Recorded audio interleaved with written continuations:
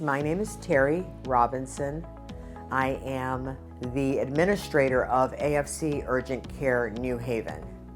I have had really good success with PCI students during externship, and I've actually gone on to hire 3 graduates. They come in ready.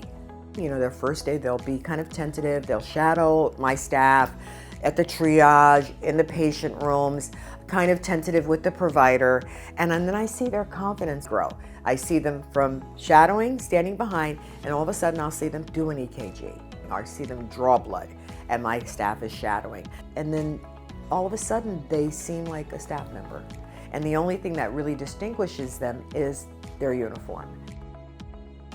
All of the PCI externs I've had, they've been very self-motivated, and I think they're getting the right direction and mentoring at school so that they come in ready to work.